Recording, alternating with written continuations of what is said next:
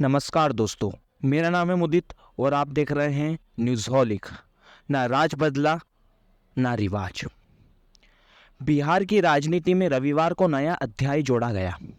नीतीश कुमार 9वीं बार CM बनने वाले बिहार के पहले नेता बन गए।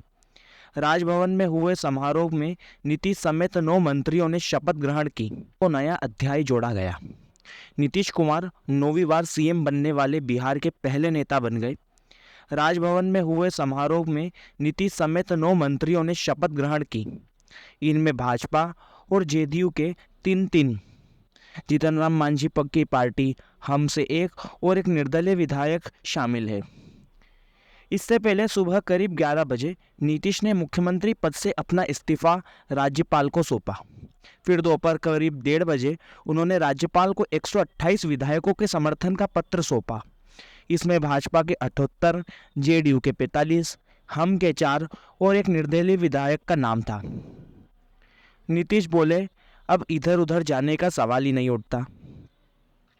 शपथ ग्रहण के बाद नीतीश ने कहा, जहां थे वहीं आ गए, अब इधर उधर जाने का सवाल ही नहीं उठता। वही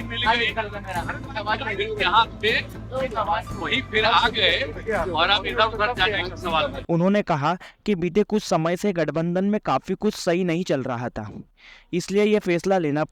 वहीं पीएम नरेंद्र मोदी ने नीतीश को बधाई देते हुए कहा, बिहार में बनी एनडीए सरकार राज्य के विकास और यहाँ के लोगों की आकांक्षाओं को पूरा करने में कोई कसर नहीं छोड़ेगी। नीतीश के शपथ ग्रहण समारोह में भाजपा के राष्ट्रीय अध्यक्ष जेपी नड्डा भी मौजूद थे। विपक्षी दलों के गठबंधन इंडिया की मुंबई से लेकर दिल्ली तक हुई बैठकों से निराश जेडीयू के प्रमुख नीतीश कुमार ने आखिरकार पाला बदल लिया। मरना कबूल है लेकिन भाजपा के साथ जाना कबूल नहीं, जैसी सौगंध उठा चुके नीतीश के इसमें पूरे 1 महीने का समय मिला।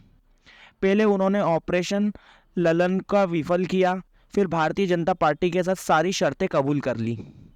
सूत्रों की माने तो नीतीश तभी गठबंधन तोड़ने का मन बना चुके थे जब उन्हें भनक लगी थी कि लालू प्रसाद यादव ने तेजस्वी यादव की ताजपोशी का मन बना लिया है। बताते हैं कि जेडीयू के कम से कम 12 पार्टी विधायकों को बर्खास्त कर उनकी मदद से तेजस्वी यादव को सीएम बनाने की पटकथा लिखने की तैयारी थी। बर्खास्त विधायकों पर दल बदल कानून की धारा नहीं लगती, ऐसे में तेजस्वी यादव इनसे मिलकर मुख्यमंत्री बन सकते थे। पूरी सियासी चाल को भांपते हुए नीतीश कुमार ने आनन फानन में 29 दिसंबर को पार्टी की राष्ट्रीय कार्यकारिणी की बैठक बुलाई और फिर राष्ट्रीय परिषद भी आहूत कर दी। ललन को अध्यक्ष पद से हटाकर पार्टी की कमान खुद संभाल ली। नीतीश के इरादे को भांपते हुए कांग्रेस नेतृत्व में उन्हें मनाने का सिलसिला शुरू हुआ। बताते हैं कि नीतीश को भरोसा दिलाया गया था कि उन्हें इंडिया गठबंधन का संयोजक बनाया जाएगा।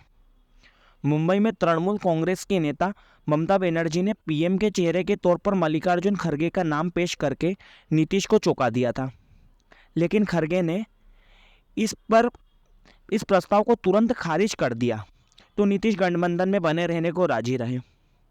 दिल्ली में 13 जनवरी की वर्चुअल बैठक में उन्हें संयोजक बनाए जाने की उम्मीद थी। नीतीश के इरादों को देखते हुए ममता बनर्जी, अखिलेश यादव व शिवसेना प्रमुख उद्धव ठाकरे इस बैठक में शामिल नहीं हुए।